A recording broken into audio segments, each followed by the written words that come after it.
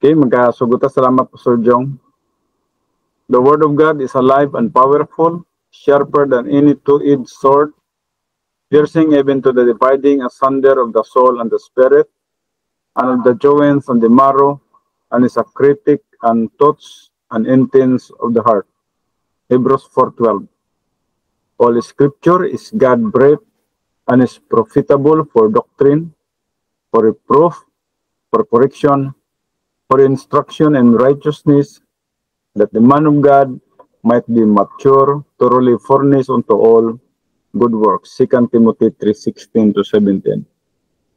Study to show thyself approved unto God, a workman that needeth not to be ashamed, rightly dividing the word of truth. 2 Timothy 2:15.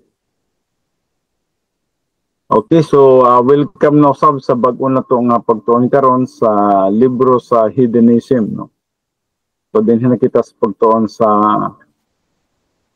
hedonism. No? Okay, so what about the hidden? Maling usa ka pangutana, no. What about the hidden? Ang hidden, kuha kini siya sa tinulungan nga kung atong pagkatanawon, murag dili mga Hudiyo. Sa unang panahon, kung dili ka Hudiyo, gitawag kag hidden o Gentiles ka, hintil. But sa atong panahon karon, pwede po din siya nga pagkatawgon ng mga pagano o sabot mga tao nga dili Kristiyano, pwede po tawgon ni ana, o mga tao nga nasa kabukiran nga kadungog sa pulong sa Dios. So people of primitive cultures have lived for centuries in the remote mountains, jungles, and deserts of the world. Wherever they are, these communities are far removed from the mainstreams of commerce and civilization. Despite the advances in communication technology, they may be the Papuans of New Guinea. So kini siya ka nasod, no? Nga naa din hidapit sa between dol kini siya sa Philippines and Indonesia. So they may be the Papuans of New Guinea, the Hottentots of South Africa, or an Indian tribe in the Amazon. Inevitably, the skeptic of Christianity will ask. Mag-isgot nga tayong skeptic itong mga tao ni siyang maduha-duhaon. What about the hidden who have never heard the gospel? Maraming usa ka pangutana, no?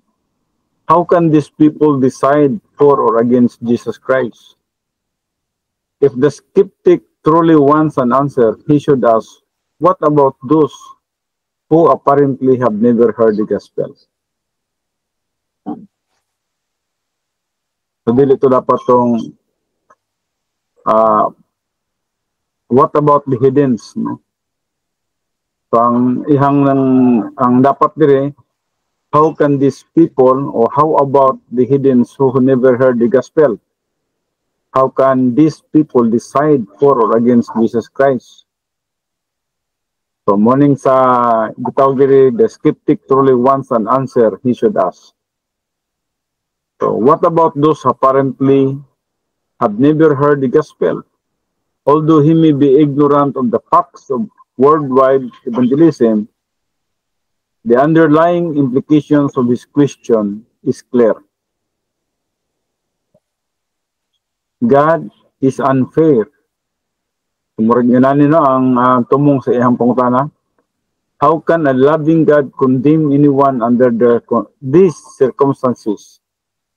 This accusation against God is the very reason why we are here in the first place. Now, ato sa ning tunan ning portion sa the angelic conflict. Actually, nagite usa ka subject nining focus lang ta sa angelic conflict, pero nining subject usang mahiapil sa atong pagtuon kining part sa angelic conflict. So man was placed on the earth to resolve the controversy between God and the fallen angels. So ang tao, kita nga tao dyan, gibutan kita diri sa kalibutan, sa katuyuan, nga atong ma-resolba ang controversy, ang conflict between God and the fallen angels. Now, how long this prehistoric conflict has been raging is unknown. Wata na ibalo, kung saan ni kadugay, no? But we do know that angels were originally created in a state of perfection and possessed volition, which could act independently of God's will. Lucifer, the highest ranking and the most beautiful angel, used his volition to revolt against God. Isaiah recounts the 5 arrogant eye wells of the super creature as he walked in the midst of the stones of fire in the throne room of God, sa Ezekiel 28:12-15. Now, atong nakita din ha nga mga anghel gibuhat din sa Dios nga hingpit sila apan lagi gihatagan gyapon sila og kagawasan. O asa sila, negatibo ba sila sa Diyos or positibo ba sila. Pero atong nakita ang 1/3 nini nag-negative sila. So atong nakita kining sa Isaiah 14:12-14 mo kining 5 eye wells ni Satan, no? And there is a 13 nagaingon, but you said in your heart, I will ascend to heaven. Ano mo siyang subjective, no? 5 ka eye niya. I will raise my throne above the stars of God. I will sit on the mount of assembly in the recesses of the north. I will ascend above the heights of the clouds. And then ikalima, I will make myself like the Most High. So muna sa Isaiah 14:13. Muling pinakataas niya pangandoy nga atong nakita nga gusto niyang pulihan ang Diyos. I will make myself like the Most High. Di na basta-basta nga pangandoy nga pulihan ni ang Diyos, no? O din hinatagak si Lucifer, no? So 1/3 of all the angels chose to defeat with Lucifer. So miuban ni sila kay Lucifer sa Revelation 12:4.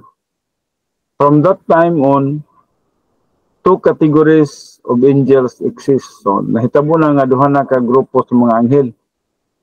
Nanay elect, nanay fallen angels. Mo lang makita no sa John 1:51, 2 Thessalonians 1:7, sa Jude 6, ug sa man sa Revelation 12:7-9. So, divided na ang mga anghel.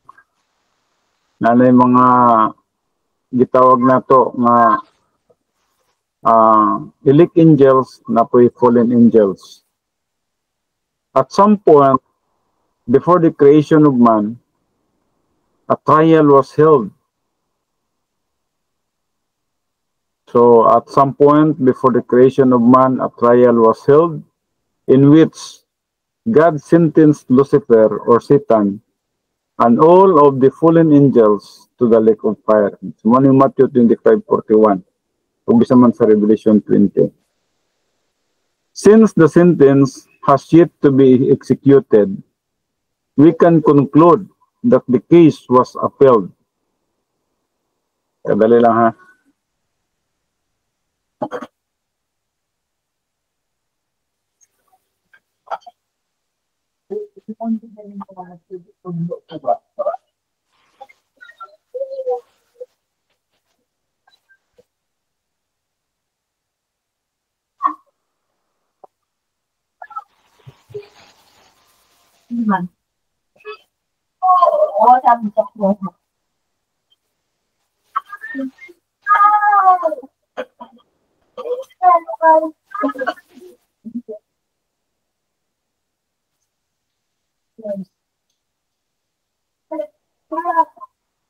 So, balik ko na to, at some point before the creation of man, a trial was held in which God sentenced Lucifer or Satan and all of the fallen angels to the lake of fire.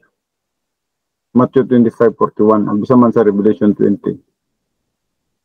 Since the sentence has yet to be executed, we can conclude that the case was appealed. In fact, the titles ascribed to the super angel after his fall lead us to this conclusion.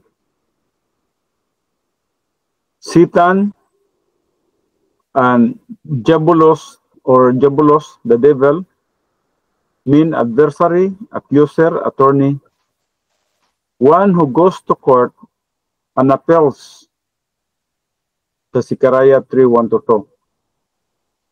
Satan objected that God's sentence was unfair.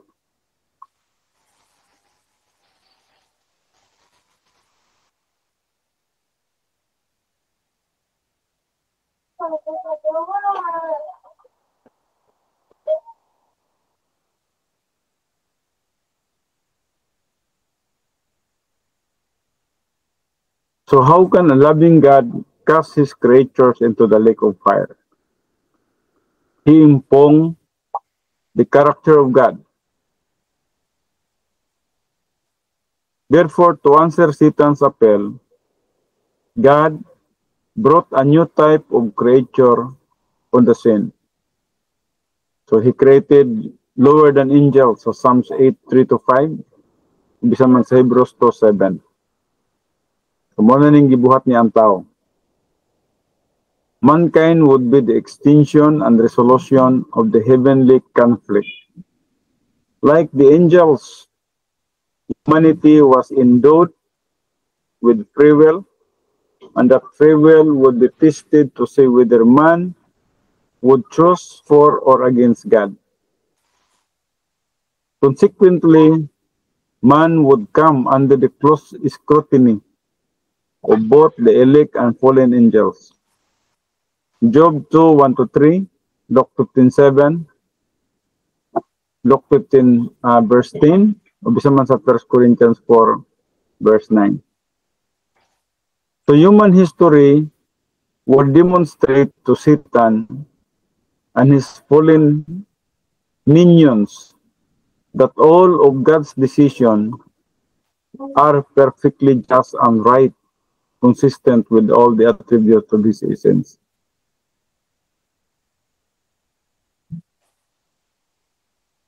Now, dinhi kita karon sa the essence of God.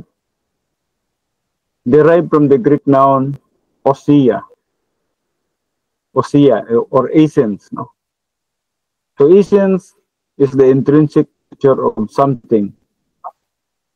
It is both permanent and unchangeable. God in his grace has revealed his intrinsic nature by what he has created, Romans 1:20. By his activities in human history, John 1:1, John 1:14, and through his infallible word, so 2 Timothy 3:16-17. His essence is composed of essential qualities or attributes.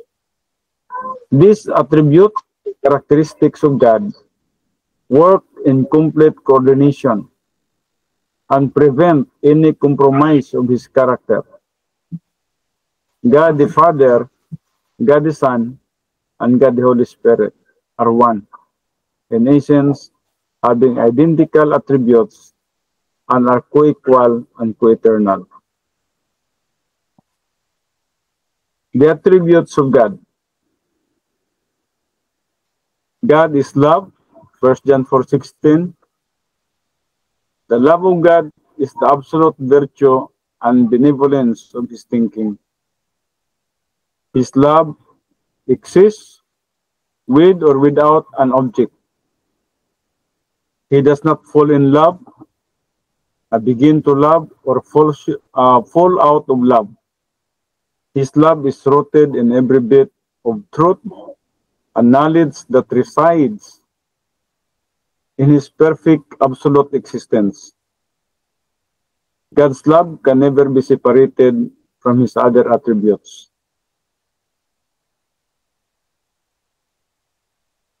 God's love is perfect, eternal, uncompromising. It cannot change. decrease or increase. Therefore, his love is never diminished by the knowledge of sin and failure. His love functions today exactly as it did before the creation of angels, the universe, or man, before anything existed apart from God himself.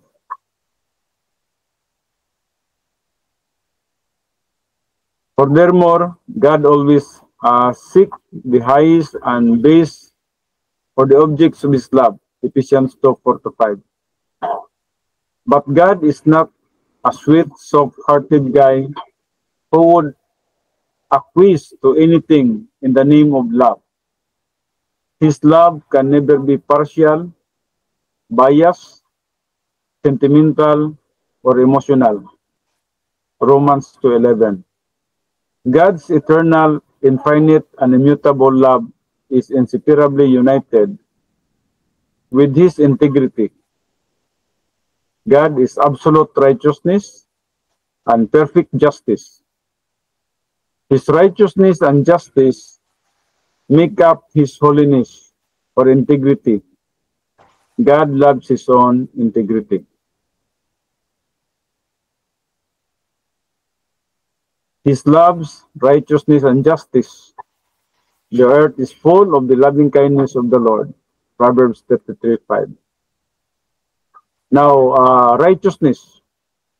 Righteousness is the perfect standard of God. Justice is the absolute fairness of God. Righteousness is the principle of divine integrity. Justice is the function of the divine integrity. What righteousness demands, justice executes. God cannot ignore sin and evil and disregard the perfect standards of his integrity. Therefore, his justice must condemn to the lake of fire all who do not meet his perfect standards. It is impossible for God to render an unjust decision. To do so would be incompatible with his perfect righteousness. God treats all mankind alike, without bias and without equal opportunity. Romans 2:11. God's righteousness and justice guarantee absolute fairness in all his dealings with mankind, from his indictment and condemnation of the human race, Romans 3:23 and Romans 6:23, to his provision of the grace plan of salvation, Romans 6:23b. Next is God is sovereign. He possesses volition and absolute authority. The Psalms 83:18. So God has ordained that divine will and human volition will coexist throughout human history. While God permits man to make negative decisions regarding his eternal future, he does not desire anyone to perish in the lake of fire. 1 Timothy 2:4. Rather, God desires that all might be saved. The Lord is not slow about his promise, as some count slowness, but is patient toward you and wishing for any to perish, but for all to come to repentance. And that means change of mind about Jesus Christ. 2 Peter 3:9.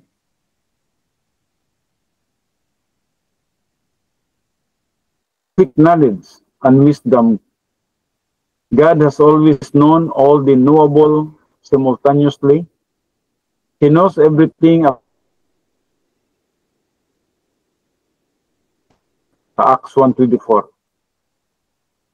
He knows who seek and who does not seek salvation. And then omnipresence means God is always present.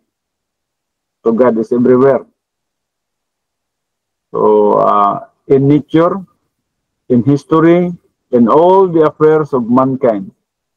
2 Chronicles 16:9a, Psalms 34:15. There is no place in the world that he cannot reach with the good news of salvation through Jesus Christ. Omnipotence describes God's limitless power to provide gospel information to its individual. Luke 1:37. These three attributes ensure God's absolute ability to resolve the angelic conflict without tampering with free will. God is eternal life. He is absolute existence. He has neither beginning nor end. His essence is perpetuated forever. Psalms 90 verse 2. Psalms 102 verse 27. So unless we possess his life, we cannot have an eternal relationship with him. So maling diskutan no, na ang Diyos nagyoy eternal life, and he shared his eternal life to us who believe in the Lord Jesus Christ. So sangkin sa ito kay Jesus Christ, aduna na po eternal life.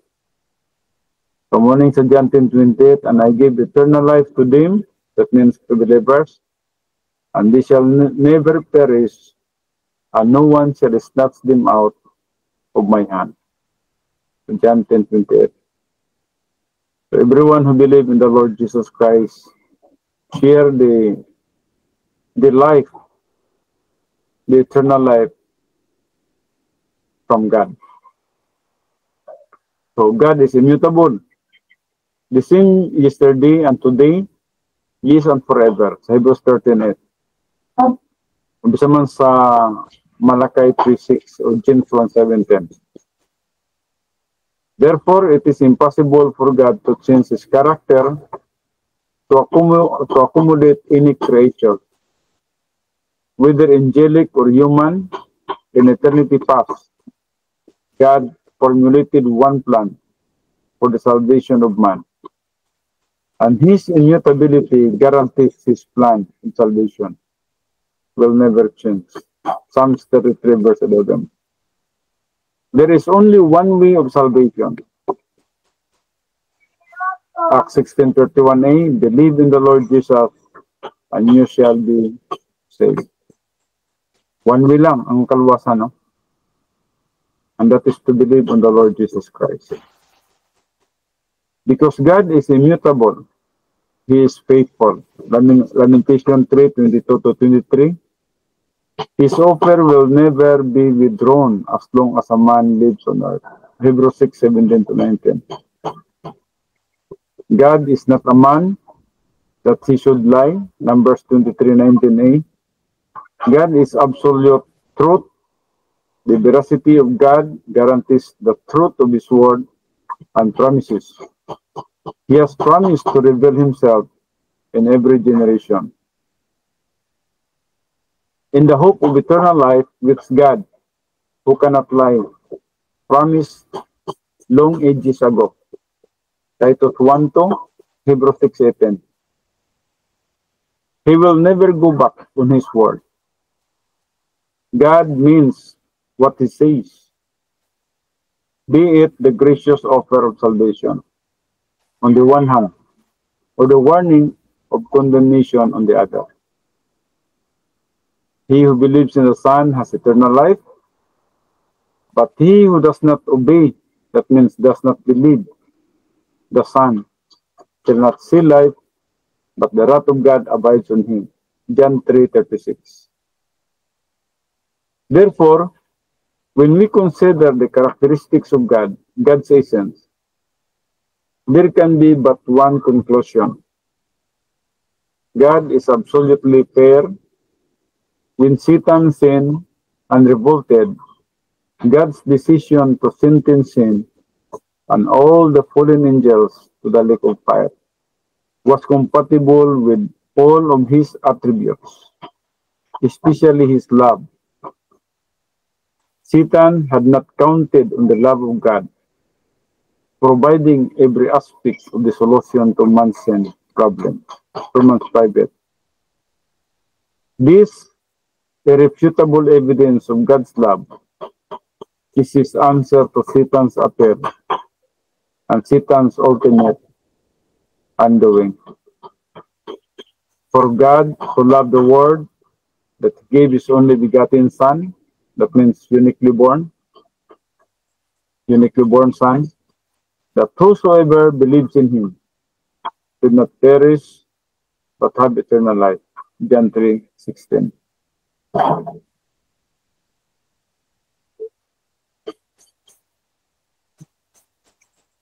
God's love is demonstrated in every phase of his plan, which we call Operation Grace, the plan of salvation for the entire human race.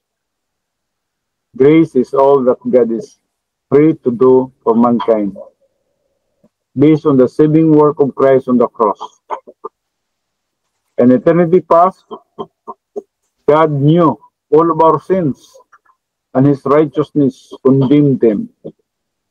Then, at the right time in history, his justice imputed and judged those sins in the impeccable humanity of Jesus Christ on the cross. Christ died as our substitute. For while we were still helpless at the right time, Christ died for the ungodly. Romans 5:8. There is nothing that man can do to earn salvation. Christ did all the work. Muna nga wala na kita may contribute. Di kita pwede nga maka-contribute sa atong kaluwasan. It is purely the work of Christ. Now the gift of salvation is free through faith alone in Christ alone. I just hope na klaro na tanin faith alone in Christ alone. Sa Ephesians 2:8-9, for by grace you have been saved through faith, and that not of yourselves, it is the gift of God, not as a result of works, that no one should boast. Ephesians 2:8-9.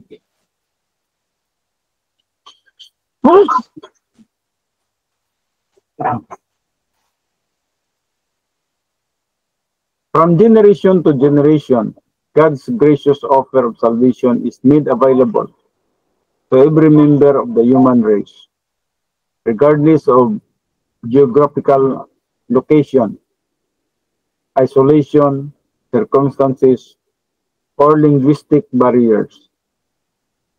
However, whether God's free grace gift of salvation is accepted depends on man's volition. The unseen soul. In order to understand the importance of man's volition in God's plan of salvation, we first need to understand the soul of man. Two Hebrew verbs connected with the creation of man reveal the formation and design of the soul. The first verb, bara, means to create something out of nothing. Verb kini siyang bara, no? Which means to create something out of nothing. Walay gigamit niya nga material, no? Pag buhat ni kining word nga bara. Bara refers to the essential creative act of God, who generated human life where no life formerly existed. Genesis 1:27. The second verb is asa. Timan ninyo ni kining mga verb diri, bara, niya asa. Ang bara, to create something out of nothing. And then asa means to make, but more specifically, to manufacture something after a pattern. So, nanay patterning asa. Lahi ang bara, lahi ang asa. Then God said, let us make asa. Let us make man in our image. So, nanay pattern. Unique mo kayo, no? Kay kitar po nga tao ang gisgutan sa Biblia sa iyang creation nga gibuhat ta sa image sa Ginoo. So matupan niya, then God said, let us make man in our image according to our likeness. So kita according to God's likeness ta, no? Dili pareha sa hayop, sa mga langgam, tanan nga mga mananap sa kayutaan, sama sa mga isda, dili sila himo in the likeness of God. Apan kita nga tao, we are created in the likeness of God. That means we are very unique. Naotong tanawon ni siya, unsa may sabot. And God created bara, that means man, in His own image. Bit siling, in the image of God. He created him, male and female. So He created them. God used both bara and asa to emphasize the uniqueness of the human soul. The soul was created from nothing. Ang soul was created from nothing and made after a pattern which was in His own image. The B'Tselem conveys not a physical, visible structure, but a shadow image, something invisible but real. So God created human beings with an invisible soul. Di mo gin makita ang atong kalag, no? Awa may makikita sa mentality sa tao, sa self-consciousness, wala may makikita sa volition, sa conscience, no? Endowed with certain rational, moral, and relational capacities patterned after His own real but invisible essence. The characteristics that make us the essence of man's soul include self-consciousness, mentality, conscience, and volition. So, demote according to our likeness, no? Emphasizes that man's personality is derived from his soul essence. So, morning likeness nga iyang iskutan din. God, nasa mentality, kita natay conscience, natay volition, natay self-consciousness, o kita nahimo diya sa kung gitawag na itong image of God. So, morning yang pasabot diri, according to our likeness, emphasizes that man's personality is derived from his soul essence. No? Morning likeness yung diskutan, nag-diskut dito sa essence of the soul sa tao, mo kining buhata in the likeness of God. So, natananing mentality, conscience, volition, and then self-consciousness. Just as all three members of the Trinity have identical essence, but each is a different personality.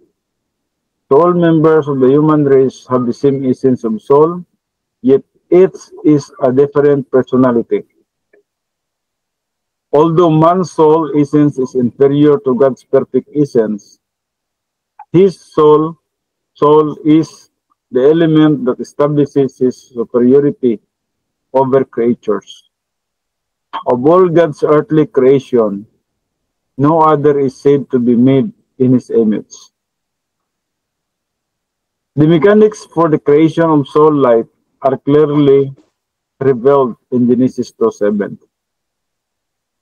Then the Lord God the word form is yatsar. Lahat na po ni form.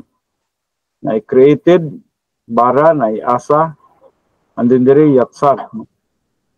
Then the Lord God formed, that is Yatsar, formed man of dust from the ground. And then sa dihang napurma na niya, and breath, gikuha sa Hebrew nga pinulungan nga napchak or breath into his nostrils, the breath of life. So, nisyamat, chayat, no? And man became a living being.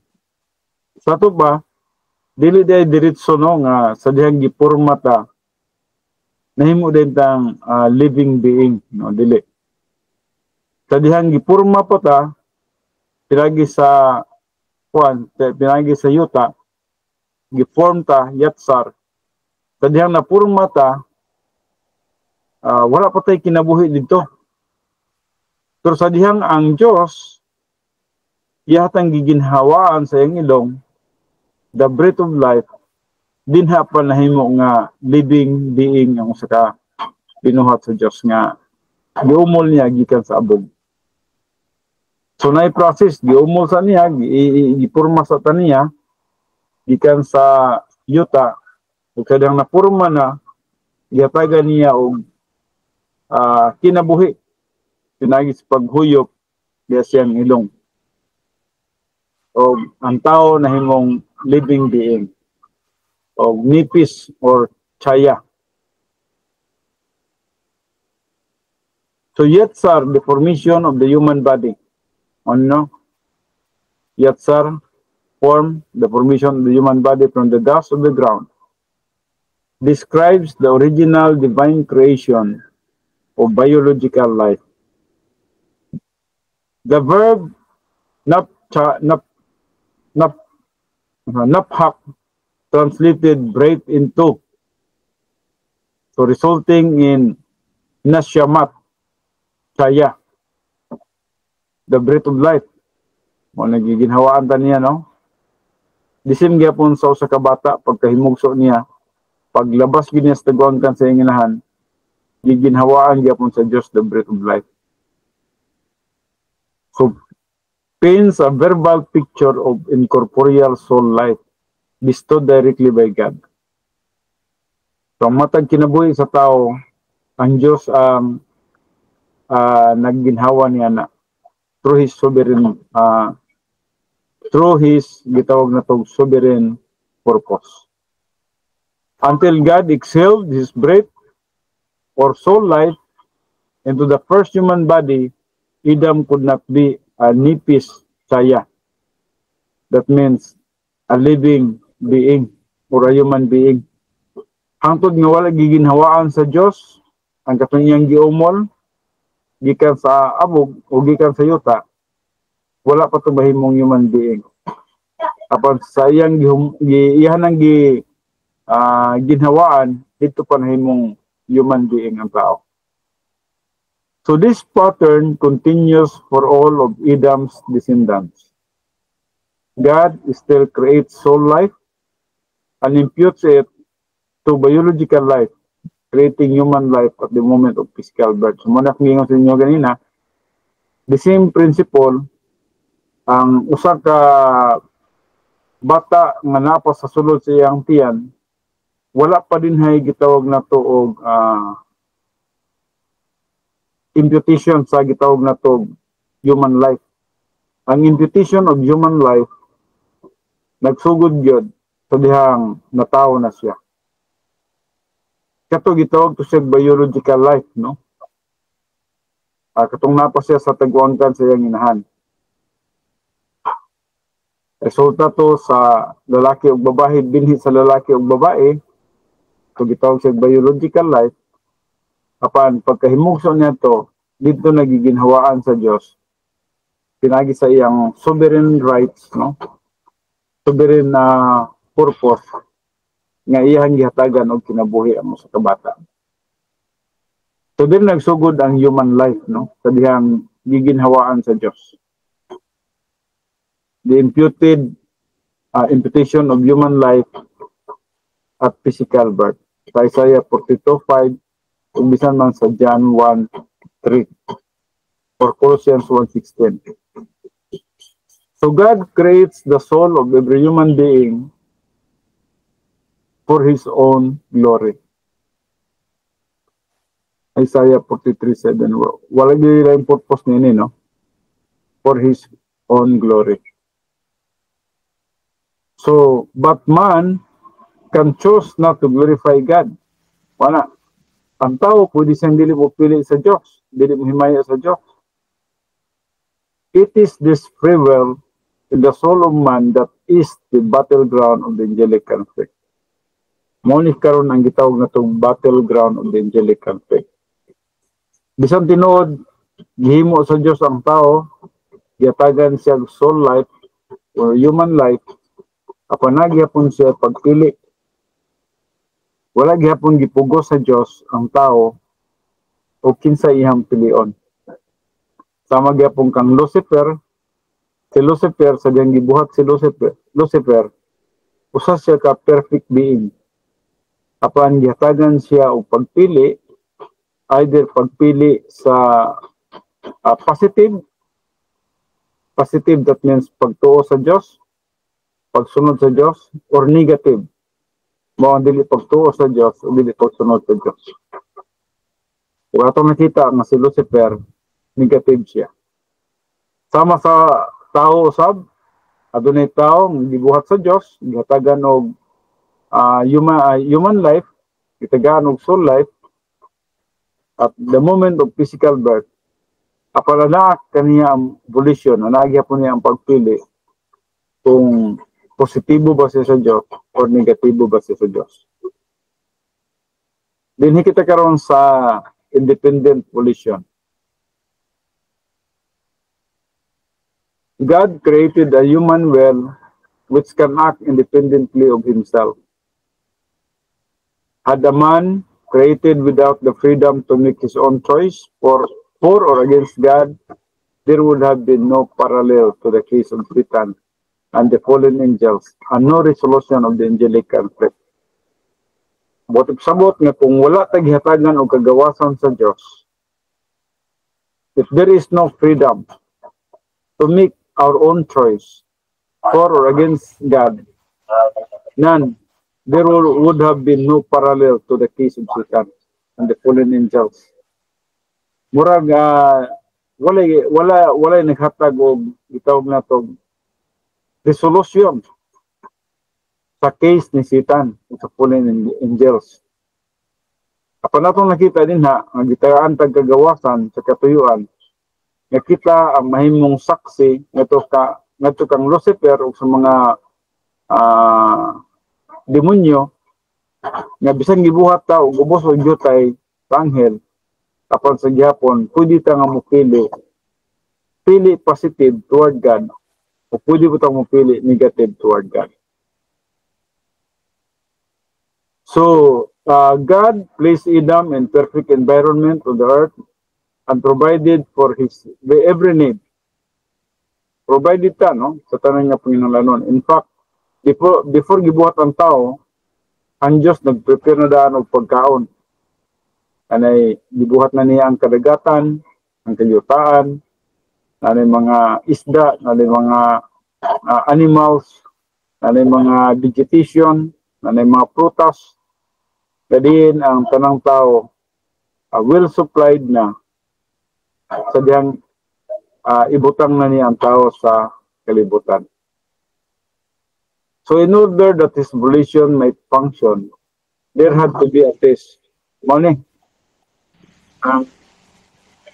ang imong volition o freedom, dili mahitabo ka na siya kung walay mga pagsulay. Nagi pagsulay para nga makapili ka. Therefore, 2 trees were planted in the center of the garden. Kining duha ka kahoy nga naa sa sentro sa Garden of Eden. Mao kini siya ang naghulagway sa gitawag nato pagpili sa tao, asa nini mupili, asa nini nga kahoy ang iyang pagkakaunon. So therefore, 2 trees were planted in the center of the garden. Naghisgot na siya mitungod sa volition sa tao, na ipagpili ang tao, na itis The first is the tree of life. The tree of life from which Adam and the woman were allowed to eat, related to positive volition toward the plan of God. So, katong first tree, motong tree of life, nga diin si Adan o si Iba, si Adan o ang babae, itugutan sila sa pagkaon related to the positive volition toward the plan of God. To partake of this tree meant continued response to God and appreciation and orientation to His plan. Muna siya, no? Ang tree of life. Kung mapilit ka sa tree of life, nagpasabot ng positibo ka sa plano sa Diyos. The second is the tree of the knowledge of good and evil, from which Adam and the woman were forbidden to eat, related to negative volition. Ang isa ka kahoy kining kahoy, tree of the knowledge of good and evil. Nga di napog kay pagpili, si Adan ay pagpili, apan atong nakita din ha, kining kahoy sa pagila sa maayo ug sa dawtan, wala sila gitugutan sa pagkaon nini. Nagpulagway sa negative volition. Sa Genesis 2:17. So this tree represented the plan and policy of Satan. So the kahoy, no? Tree of life and the tree of the knowledge of good and evil. The tree of the knowledge of good and evil became the focus of the angelic conflict. So mo gini ang focus sa angelic conflict. The tree of the knowledge of good and evil became the focus of the angelic conflict. The prohibition of eating from the tree was not only a warning against Satan's policy, but also the test of Adam's volition to obey or to disobey God. Adam, who was created perfect, was capable of only one sin in the garden: to act independently of God by eating the forbidden fruit because of his character. God could not and would not coerce Adam's decision. Adam, of his own free will, chose to act apart from God when he partook of the forbidden tree, and he knew exactly what he was doing in Genesis 3:6. Satan set the pattern. This was the first sin, and it was an act of negative volition. Adam's original sin stemmed from the same exercises of negative volition. In all cases, the origin of sin came from the creature, not the creator. Amo nang nahibaluta nga ang original sa salagyod, wala nagasugod kini siya sa creator, kundi sa creature kini siya. Si Lucifer, mawagunang nagnegatibo nini, and then sa gibuhat ang tao, siya dan nagnegatibo po siya sa pagsugod. So God is not the author of sin. The creator is perfect righteousness, and perfect righteousness can have nothing to do with sin.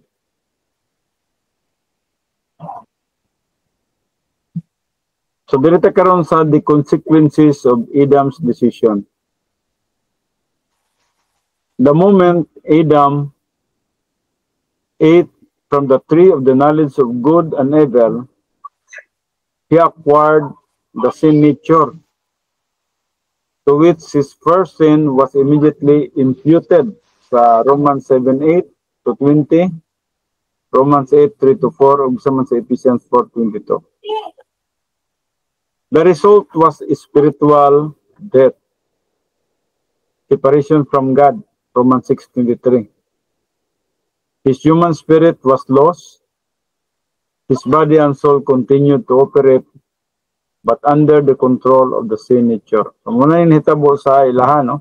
Muna yung consequences sa ilahang negative decision. Automatic yun ang human spirit nawala. So, nahimo silang dichotomous. From trichotomous, 3 parts, body, soul, and human spirit, nahimo silang dichotomous or 2 parts. Na mo ang hitabo silang kinabuhi nga body and soul na lang. O wala na sila human spirit. So kung wala na human spirit, wala na chance nga maka-operate under at makita under sa gitawag na to divine viewpoint. But nag-operate na sila under the control of the sin nature. So when Adam sinned in the garden, he was the ruler of the world and the representative or federal head of the human race. His decision to sin was a decision to sin for all of us. So, napil ta, no, sa iyang decision. Sa dihang nagkasala si Adan, nakita po na himuputang makasasala. So, mo ka nang giingon din na sa Romans 5:12. Therefore, just as through one man, that means through Adam, sin entered into the world, and spiritual death through the sin. Isang sin? Through the sin of Adam. And so, death, that means spiritual death, is spread to all men because all sin. So, munang ni-spread ang kamatayon sa tanang tao tungod kay ang tanan nakasalaman. Romans 5:12. When Adam chose to sin, he not only surrendered the rulership of the world to Satan, sa John 12:31, or bisan man sa John 14:30. He secured the condemnation of the entire human race because the entire human race was seminally in him. So muning hitabo binhi man ta ni Satana, binhi man ta ni Adan, busa kitang tanan nakabaton taog gitawag nga tog sin nature. So at conception, Adam's sin nature is transmitted to each of us genetically. So ang old sin nature atong nakita sa conception pa lang na-transmit ni sa tuwa genetically. So every cell of biological life is contaminated with the sin nature. So lahining Adam's sin nature transmitted, no, to each of us genetically. Lahi po tong imputed na po yung word nga sa kabutangan dapat natong masabtan. The imputation of Adam's original sin, no? Mahitabo po to siya sa physical birth. So ayaw mo kalibog niya na lahi tong imputation of Adam's original sin o kining the sin nature is transmitted to each of us genetically. So every cell of biological life is contaminated with the sin nature at birth. Adam's original sin of cognizance is imputed to us for condemnation. From 1 Timothy 2:13-14. His sin nature becomes our sin nature. His sin, our sin. So we are condemned not because of our sins, but because of Adam's original transgression. We are born physically alive, but spiritually dead. Morning nito bosto buhi ta, pero patay ta spiritually. Dichotomous samanta, body and soul. Wala lang tayo human spirit. Apan salamat na lang pinagi sa itong pagtuo kang Kristo Jesus, ang human spirit nibalik nga hikanato. So muna na trichotomous na punta, kadiyang nahimik kitang magtotoo. So in spiritual death, we cannot have a relationship with God. Therefore, God is bound by His righteousness and justice to send spiritually dead mankind to the lake of fire along with the fallen angels. Mao ginaunta ang atong padulungan. Dinagid nga kalayo unta ang atong padulungan. Apan salamat na lang pinagi sa kamatayon ni Jesus Christ sa cross, siyang bayad sa tanan natong sala, gibayaran niya ang penalty of sin, ug si bisan kinsang motuon niya ma-regenerate,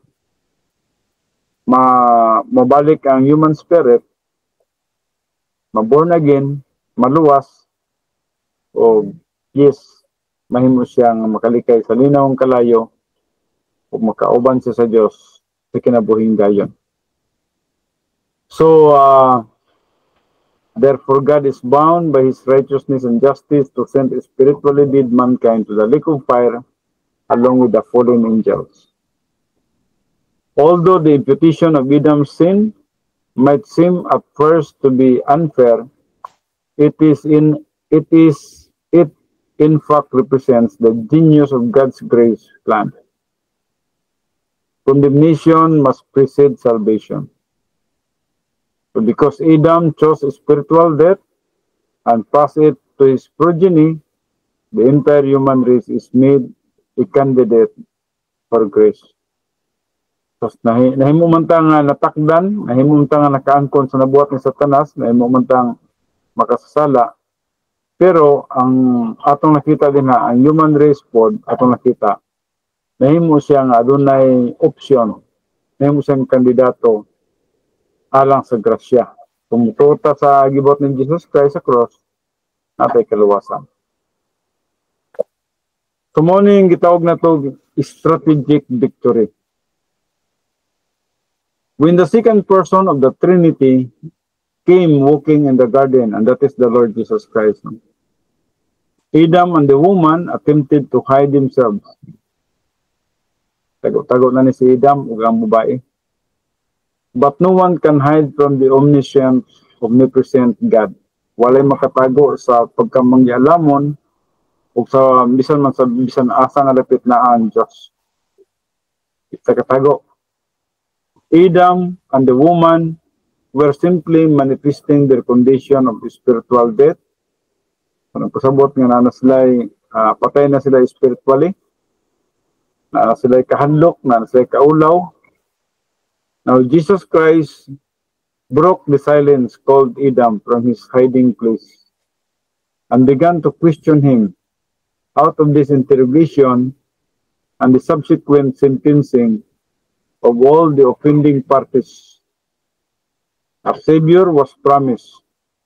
That Savior would assume the guilt of the man and woman and indeed of the entire human race. Genesis 3:14-19.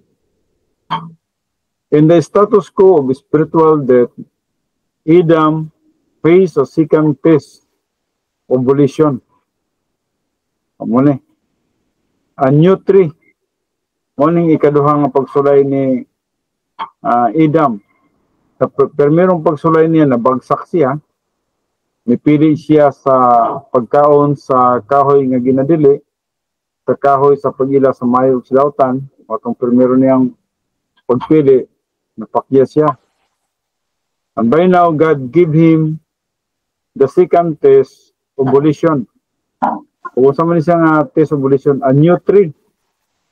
The cross was now issued as announced by the Lord in the indictment of Satan in the garden. So, morning, sa kakahoy nga gisgutan din o nagisgot na tungod sa kamatayan ni Jesus Christ sa cross. So, morning ingon sa Genesis 3:15, and I will put enmity between you. It's a ninyo there, the serpent, the Satan, and the woman. And between your seed and her seed. He, that means Christ, the seed of the woman, Jesus Christ is the seed of the woman, shall bruise you on the head, that means at the second advent, and you, that means Satan, shall bruise him on the head.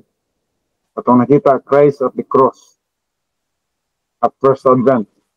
Atong nakita si Satanas, nagtuogid siya nga sa diyang paapol niya ang tiil ni Jesus Christ.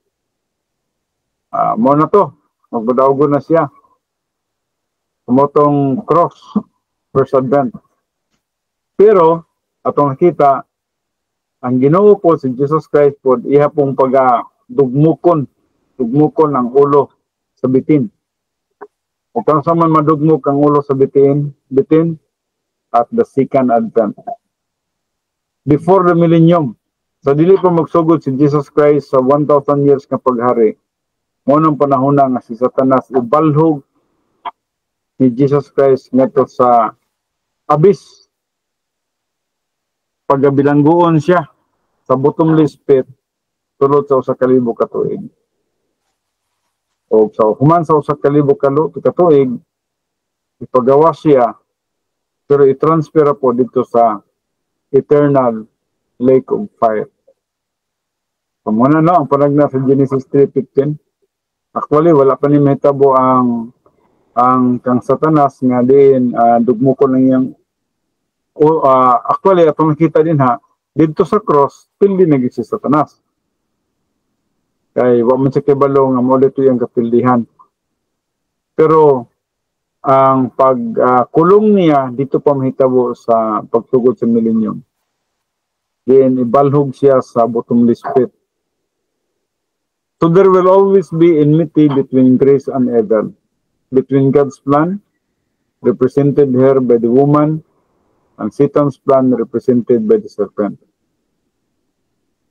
The woman would be the means of bringing Jesus Christ into the world because Satan failed to win a decisive victory in garden. He would strike at Christ. You, Satan, shall bruise him on the hill, Christ on the cross. But Satan hoped the death of Christ would be the fatal blow. Muna yung pagtuog ni Satanas, no? Na kung mamatay si Jesus Christ, muna niya ang iyang kadaugan. But in fact, Christ's substitutionary spiritual death paid the penalty of Adam's sin and opened the way of salvation for his progeny.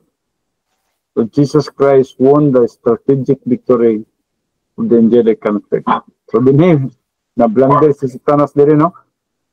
Sabi niya itong pagpatay kay Jesus Christ, magmadaugon na siya, day, ang kamatayon din ni Jesus Christ, mo day ang iyang kapildihan, o gani, mo pahinuon ang nagahatag o pamaaging o dalan, nga din ang mga tao, ang mga kaliwatan ni Adan, makakaplak og kaluwasan, pinagi sa kamatayon ni Jesus Christ sa cross.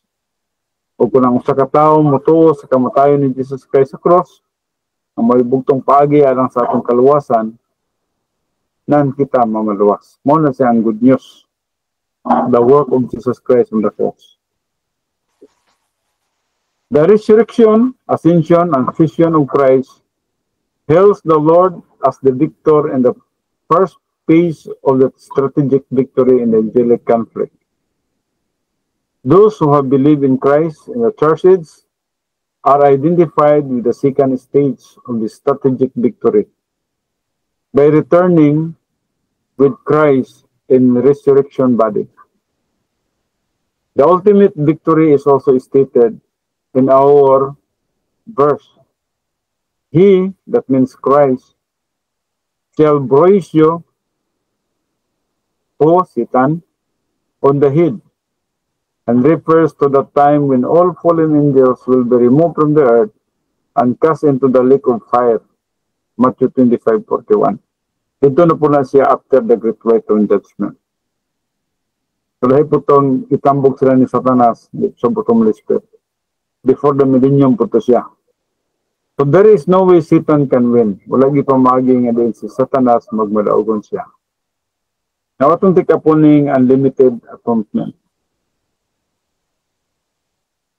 On the cross, the salvation work of Jesus Christ made atonement for all the sins of the human history. The Hebrew word for atonement, kapar, meant to cover. Kapar meant to cover. So sama po ni sa gibuhat nila nga to sa Ark of the Covenant, no? Na mercy seat. In the animal sacrifices of the Old Testament, the blood of an animal was sprinkled over the mercy seat of the Ark of the Covenant as a covering for the sins of the people. So, morning gibuhat nila sa Old Testament time. Dito sa Ark of the Covenant, na gitawag mercy seat, dito i-sprinkle ang tanang blood. O sa dihang may sprinkle ng blood dito, ang sala sa mga Hudiyo, mapala na po, matabunan na po, covering, matabunan ang ilang mga sala. So, yun na ang ihang kentang, no? Mercy seat of the Ark of the Covenant as covering presence of the people. Now, during that time, wala pa mungod si Jesus Christ na himong perfect nga halad. Wa pa siya namatay sa cross. Ug busa, shadow Christology ang gibuhat sa Old Testament. Nagabuhat sila niadto tungod kay nagatuo sila nga adunay coming Messiah, adunay coming Savior. And that is the Lord Jesus Christ. Pero karon sa diyang si Jesus Christ, human na nakahalad siyang lawas, dili na ta kinahanglan mo sprinkle og blood para sa tuang panahon. Wala na, human na. Human na ang pagbuhat ni Jesus Christ sa kapasayloan sa atong sala, kabayaran sa atong sala. So the mercy seat was the place where propositions, the satisfaction of the righteousness and justice of God was portrayed.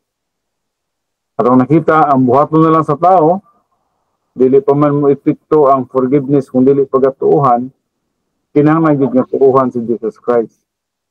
O sa diyang ang mutuota kang Kristo Jesus, ang forgiveness mo epekto. O that means ang kaluwasan atong madawat.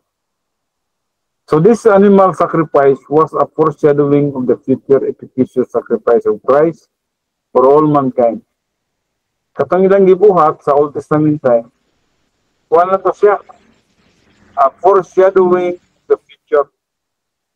Nagabuhat sila nito tungod kay nagatuo sila nga adunay perfect nga halad na maghatag sa iyang dugo. Ang dugo ni Jesus Christ nagulagway sa iyang substitutionary spiritual death. Busa sa Old Testament time, nagapaula po sila dugo ilang ihatod dito sa temple. And then, ibutang nila ihatag na sa high priest o sprinkles high priest nga to sa mercy seat sa Ark of the Covenant.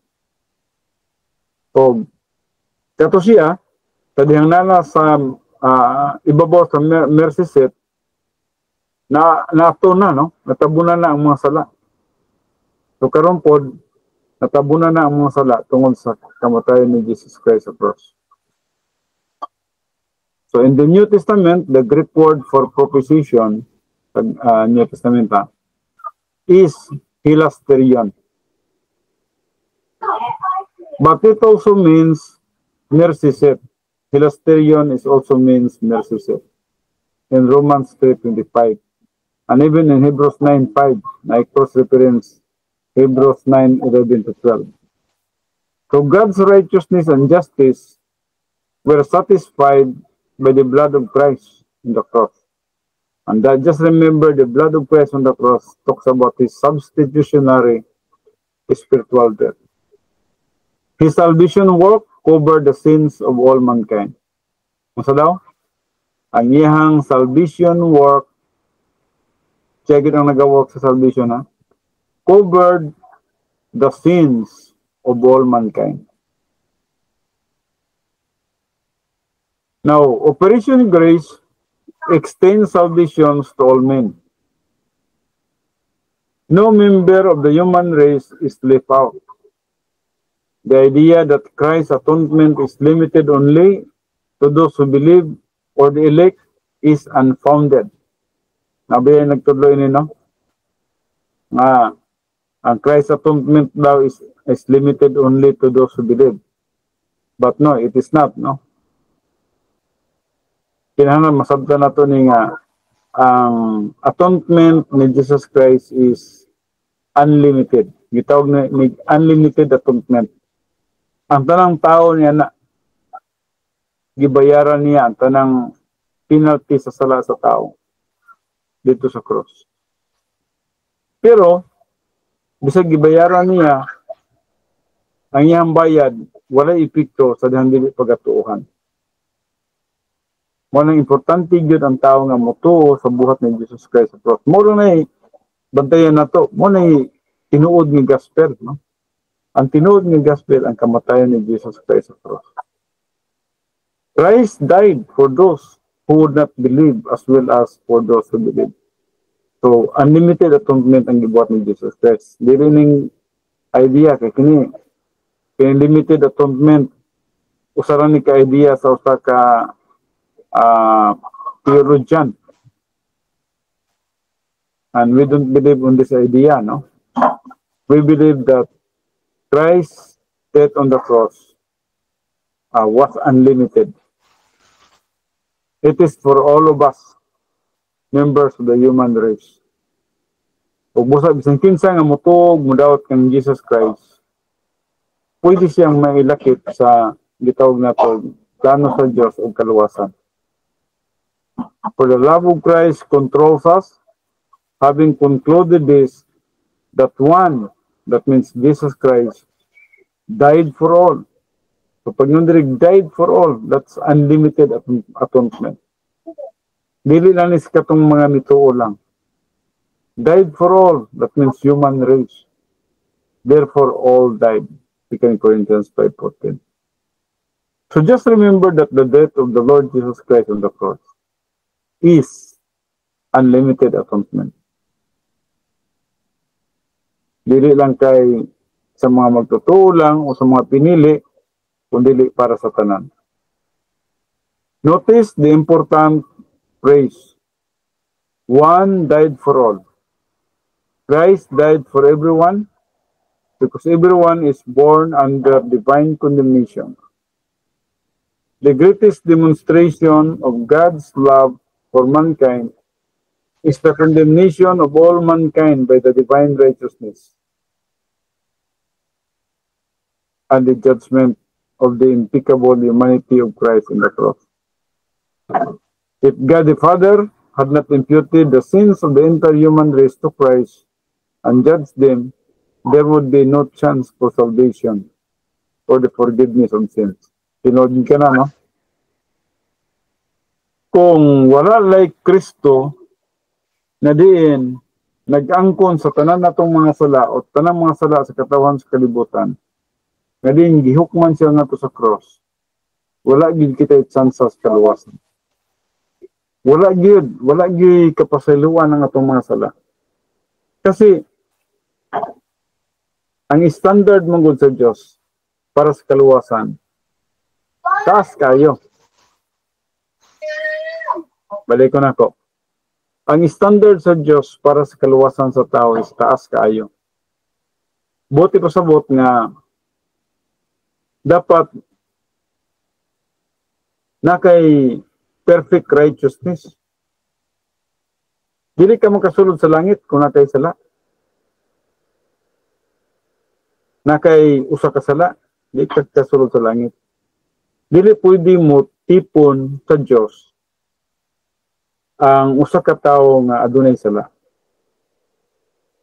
Ug busa kinahanglan nga dinhi pasayuta limpyuhan ang gitadaan. Ang standard sa Dios ang makasulod sa langit 100% righteous gina siya. Ug busa ikaw nga mituog kang Kristo Jesus nga Ginoo manluluwas, gisuluban ka og 100% righteousness nga diin sa mata sa Dios nakapasar na ka sa iyang standard. Ug busa makasulod na kag langit kay gihatagan man ka og 100% nga pagkamatarong ni Kristo at the moment nga mituog ka kang Kristo Jesus. Mo ni nakaluwat nimo. Makapasar na kas langit. Makasulod na kas langit kay 100% righteous man ka. Pero katong mga tao nga nagatuo sila nga ang ilahang mayong buhat, ang ilahang pagkamatarong ay makaluwas nila, di gid sila makapasar sa standard sa Dios. Perting taas sa standard sa Dios. 100%. Lisod buhaton sa tao. Ug tungod niya na si Kristo Jesus ang nagbuhat niya na. Ug nahimuntang sayon sa tao, apan kung ang tao dili makasabot niini, lisod yun para sa iya kay kung maningkamot siya parang maluwas siya, wala gid siya kaluwasan sa iyang paningkamot. Kay dili siya makapasar sa standard sa Dios. 100% ang gikinahanglan sa Dios. Mabitaw ng Isaiah 64:6 ang gisgutan din nga ang atong pagkamatarong sama lamang sa mahugaw nga trapo sa mata sa Dios. Buti pa sabot nga dili madawas sa tubangan sa Dios. So, subos akon, adunay usa ka tawo nga naningkamot siya na magmatarong sa iyang kaugalingon. Di gid siya maadtog langit. Kaya dili man siya perfect, dili siya hingpit. Ang gikinahanglan sa Dios is perfect righteousness. O mahitabo lang ang perfect righteousness sa dihang ang usa ka tawo mituo kang Kristo Jesus. Kay sa dihang mituo siya kang Kristo Jesus, gihatagan siya og 100% nga pagkamatarong. Gisuloban siya og perfect righteousness. Busa nakapasaran siya sa standard sa Dios. Ug bisan man gani sa ato ang pagpangalagad sa Dios. Sa atong pagpangalagad sa Dios, ang requirement gihapon nga makapangalagad ka sa Dios is perfect experiential righteousness. Dili ta makapangalagad sa Dios kung natay sala. Walay madawat sa tubangan sa Dios. Kung ang usa ka magtotoo, nagapangalagad sa Dios nga adunay sala. Bisan man lang sa worry, o bisan man sa gitawag na to energy of the flesh, adili ka umali imong motibo, ang imong pagpangalagad dili madawat sa tubangan sa Dios. Ang requirement sa Diyos para ikaw makapangalagad kaniya, you must be clean, you must be experientially sanctified, you must be in fellowship with God. And by that, sa dihang puno na kasabalang Espiritu, you just yield to the Holy Spirit, muna ng panahon ng ang imong pagpangalagad madawat sa tubangan sa Diyos. Pero kung natay sala, sa Bema-Seat Judgment, magkita ning tanan natong mga agi. So dito sa Bema-Seat Judgment, mailhan man, kay i-evaluate man ang tanan natong agi. So yun na kataas ang standard sa Diyos kaluwasan. Sa kaluwasan, dapat 100% righteous ta. Kung dili na ito maangkon ang 100% righteousness, pinagi sa itong paningkamot, maangkon na ito ang 100% righteousness, pinagi sa itong pagtuo kang Kristo Jesus. Pagtuo sa iyang gibuhat dito sa cross. So, and He died for all. Yes, Jesus Christ died for the whole human race. That they who live, who have believed in Christ, katong nagatuo kan Jesus Christ, should no longer live for themselves. Yes, di na tamo kinabuhi sa atong kaugalingon. Why? Tungod kay nanatay bala ang Espiritu at the moment nga nagatuo ta kay Jesus Christ. In 2 Corinthians 5:19, unlimited atonement. So, mo ginatong ginatuohan, no? Unlimited atonement. Ang kamatayon ni Jesus Christ sa cross, dili limited. Dili para lang sa mga pinili. Dili para lang sa mga magtotoo, kundi para sa tanan. Itawag unlimited atonement. Unlimited atonement is further amplified, namely that God was in Christ, reconciling the world to Himself. Christ destroyed the barrier between God and sinful man, replacing in enmity with peace. Romans 5:11 to 15, 2 Corinthians 5:18 to 19, reconciliation. Bisan man sa Romans 8:1. So this reconciliation includes the whole world. Tibo kalibutan eh. So may footnote diri atong pagtagad. The blood of Christ is a technical phrase in the Bible for the saving work of Christ. It never refers to the literal blood of Christ, no. Just remember nga the blood of Christ wala naghisgot nitungod sa literal blood niya. Kundi usa siya ka technical phrase in the Bible naghisgot the saving work of Christ. Motong substitutionary spiritual death of the Lord Jesus Christ. The phrase is figurative language for the spiritual death of Christ, who was the substitute for the sins of mankind. Jesus Christ was the substitute for the sins of mankind. Romans 5:8-9. It was while we were yet sinners, Christ died as a substitute for us. Sa Ephesians 2:12-13, 1 Peter 1:19, Revelation 1:5b. The blood of the animal sacrificed in Israel represented his future spiritual death. Tumutong substitutionary spiritual death of the Lord Jesus Christ. So na yung mga barrier consists of sin, penalty of sin, physical birth, relative righteousness, perfect righteousness, and character of God, as well as our position in Adam. Kining tanan na itong nakita, si Jesus Christ ang nagtrabaho nini. Ang babag, ibungkag ni Jesus Christ dito sa cross.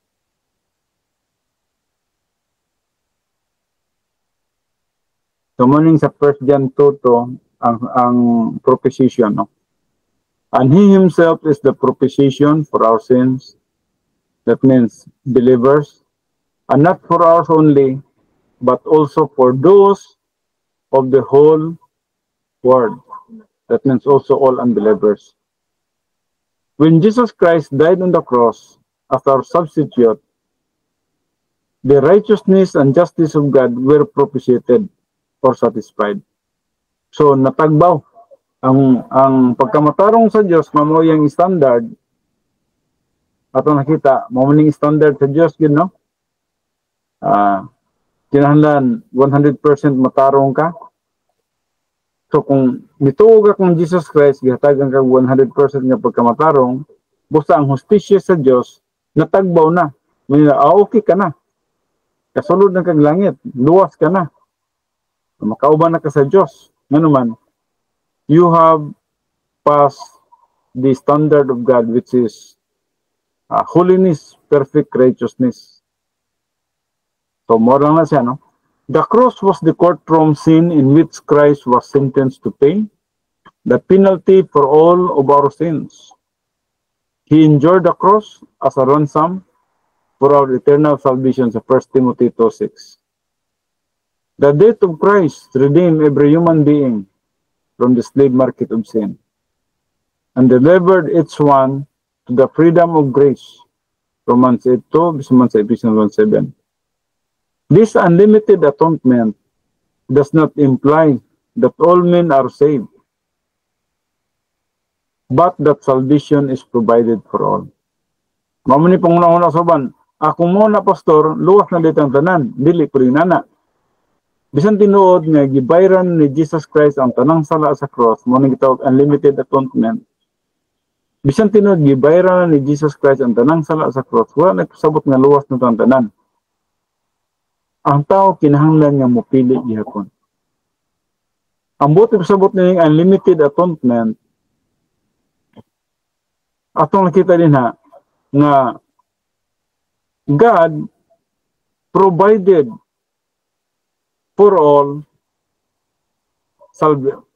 sa gitawag na tog gikinahanglan nga requirements para sa salvation.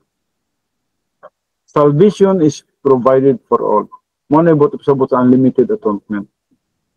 O kung ikaw mutuo, na naman, salvation is provided naman. Luwas ka. Pero kung ikaw dili mutuo, bisan tinuod appeal ka sa unlimited atonement, ang salvation dili nimo maangkon.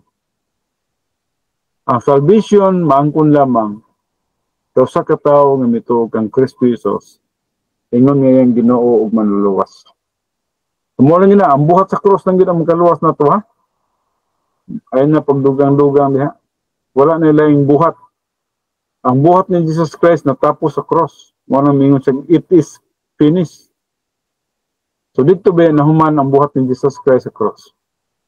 Sumula lang to ang makahatag ka na to kaluwasan.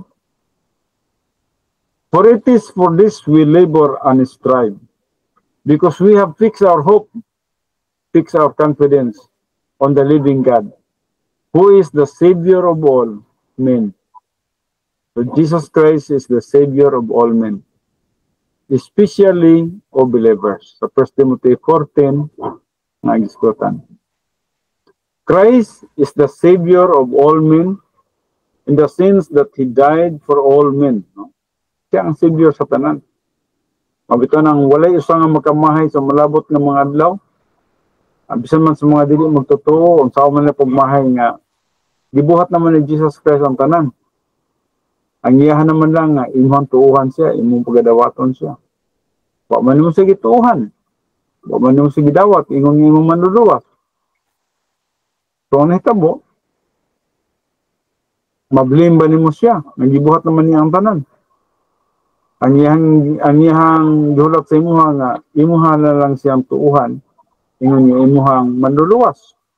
Kaya pag tuon nimo nga imuhang manluluwas, tuluban ka niya sa 100% righteousness na may requirements sa God the Father para nga ang tao makasulod sa langit. So kung naka 100% righteousness, positional righteousness, makasulod ng kaglangit. So the decision to accept or reject salvation is the responsibility of each individual. So mo gini siya, no?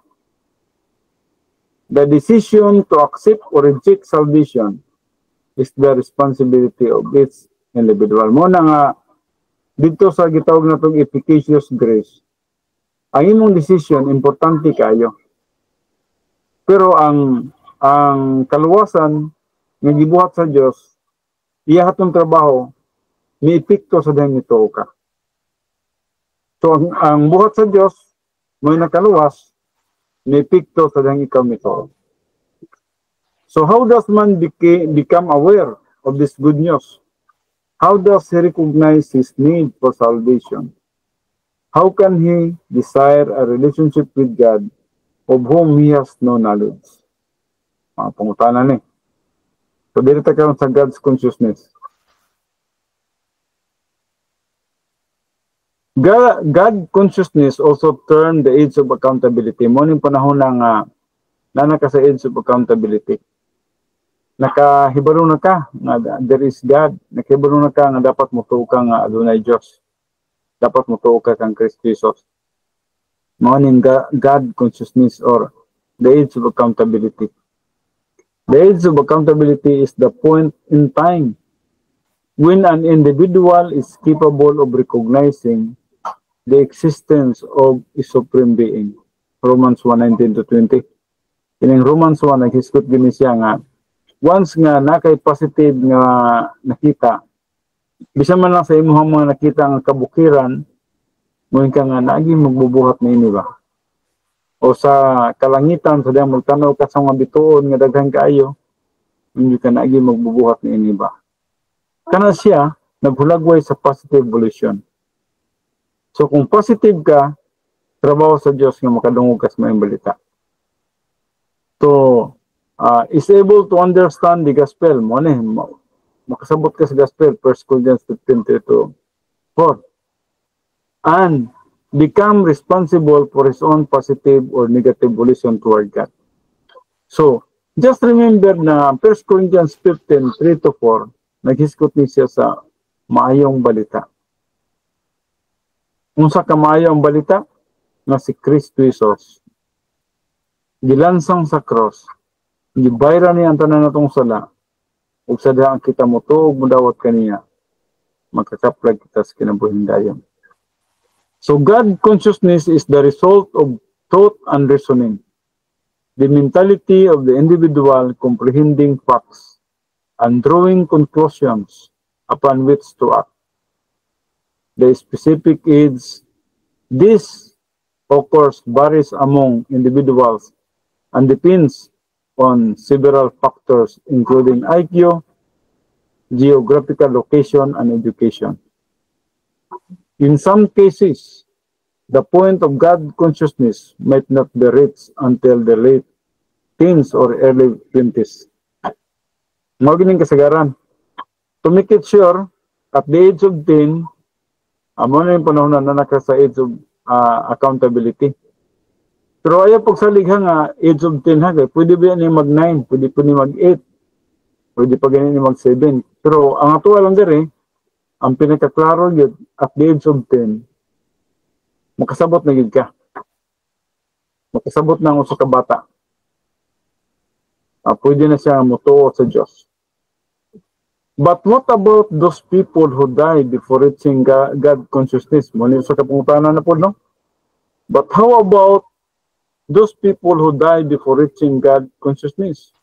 What about babies, young children, or the mentally handicapped who cannot comprehend facts or draw conclusions to make a decision about Christ. Daghang mga pangutana diri na. To hold them accountable for their decisions when they lack the mental facilities to reach God's consciousness would be unfair. Ano yung mga pangutana? But God, just remember, God is always fair and just. God is always just.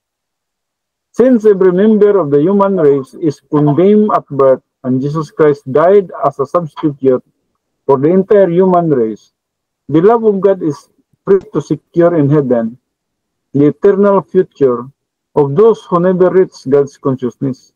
Amo ni.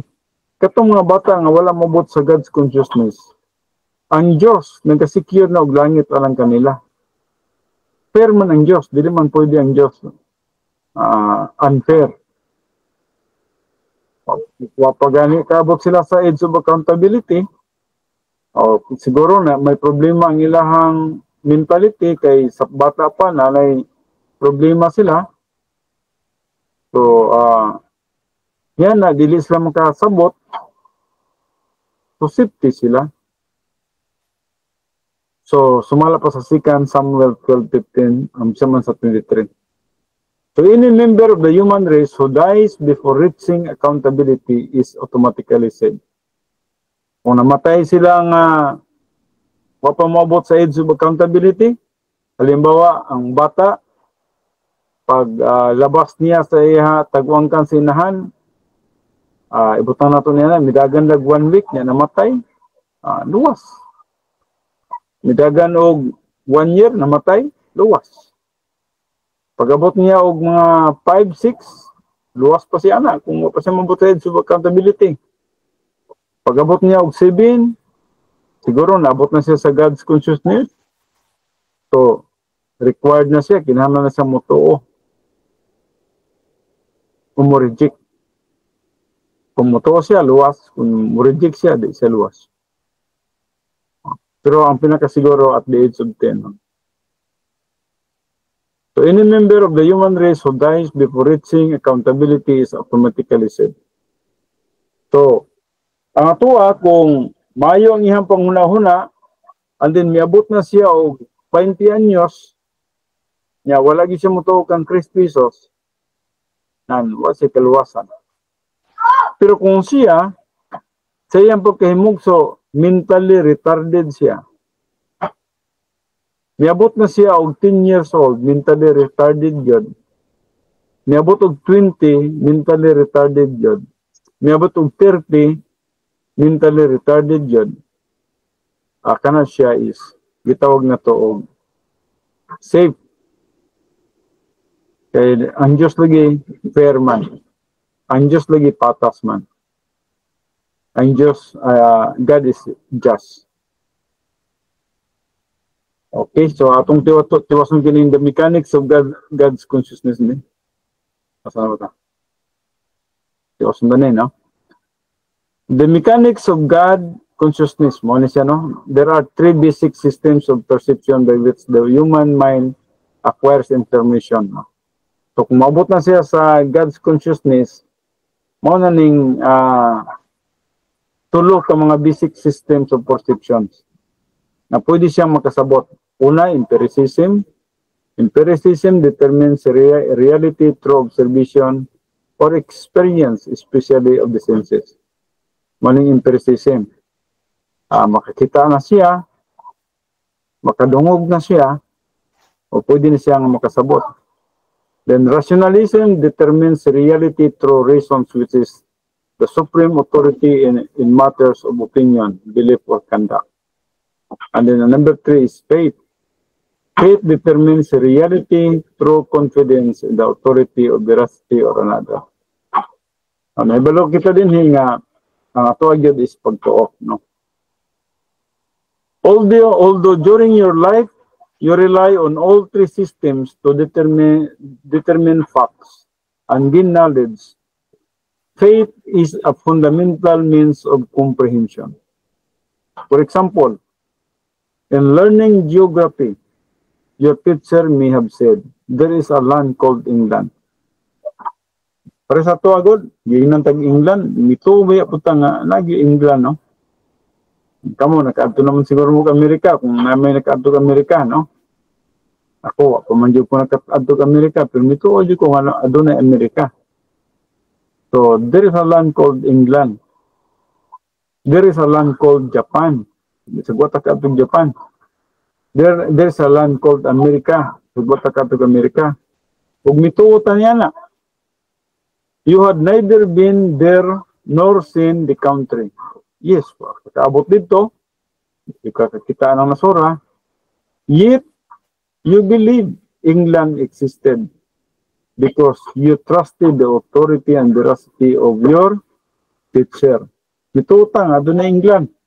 Mituutang, adunay Australia. Adunay Amerika. Adunay Japan. Mituutang, bisag wata kakita, bisag wata naka-adto. So you could have refused to believe her, but you did not. Pwede kung ka nga mo, di mo to sa iya ha, no? Pwede kung ka nga mo ingong, wala Amerika oy. Wala Japan oy. Pwede kung ka mo inana. Pero, nito yun ka. But, you did not. Nagpasabot nga, wala kang mo refuse. Nito o kagid nga na England. So you accepted the fact on faith. Imong gidawat ang kamatuoran pinagis pagtuo.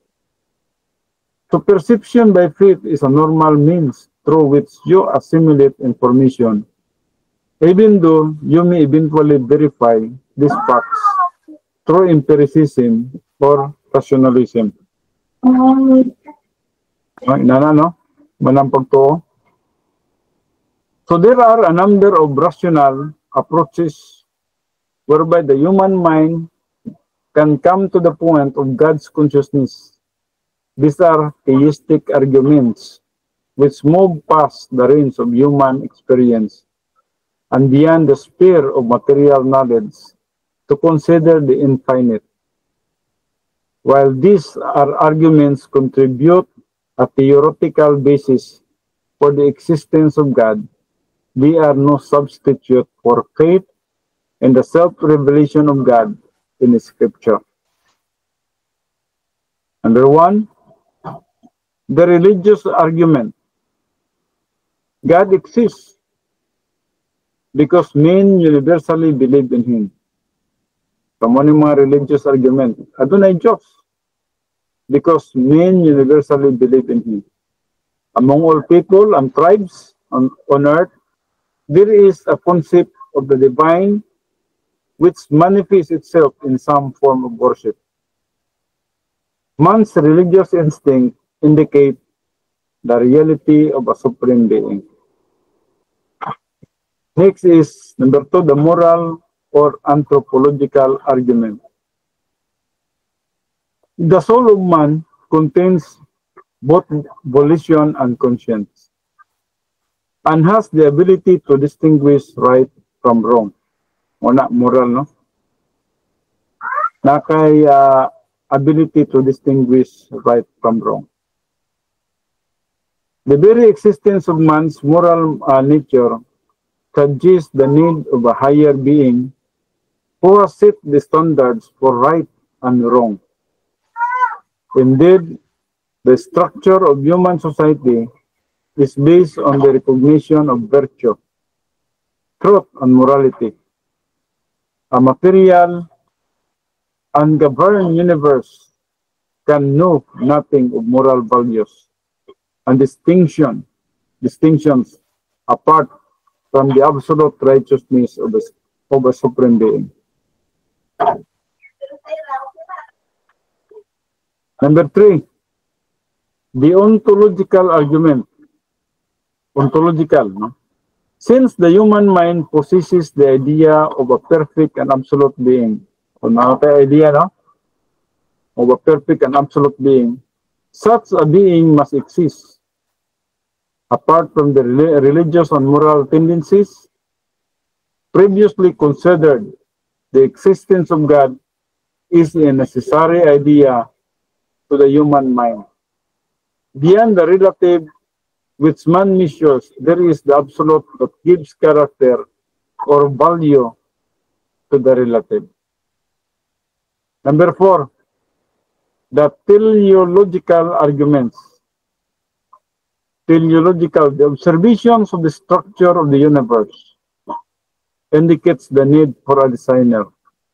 Para na, pag tanawin mo sa kawanangan, daghang mga bituon, naiadlaw, na nagsiga, naibulan, o pinagi niya na, makakonclude ka nga, nagi nagbuhat niya, ba?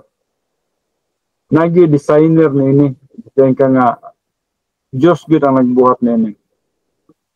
So, both microscopic and telescopic phenomena, from the structure of an atom to the configurations of galaxies, display order, design, arrangement, purpose, and adaptation that demand both a creator and a preserver. Muna sa Colossians 1:16-17, atong nakita din na Jesus Christ mo ang creator of all things, and Jesus Christ also preserved, no? Tingala nga ang atong kalibutan, kanunay nagtuyok na walay makina, no? Samtang nagtuyok-tuyok siya, wabaya pa ito malipong, no? Bawang po niya gipa tuyok o kusog, no? Pero nahibalutan nga nagtuyok pa, no? So, Colossians 1:16-17. The probability that an orderly universe emerged from primordial chaos. So muna, no, anti-theological arguments. No? So, even over a period of billions of years is about the same as a Shakespearean sonnet appearing in and can of alphabet soup. Number 5, the cosmological arguments. Dito maghuman karon, no? Well, ako nakita, ranganin na din atong oras, no? Umanon ta lang ng the cosmological argument. The intuitive law of cause and effects demand the existence of God as the initial cause. So every new thing or change must have a cause.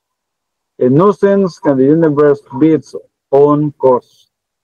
The universe presents an overwhelming demand for belief in the existence of God.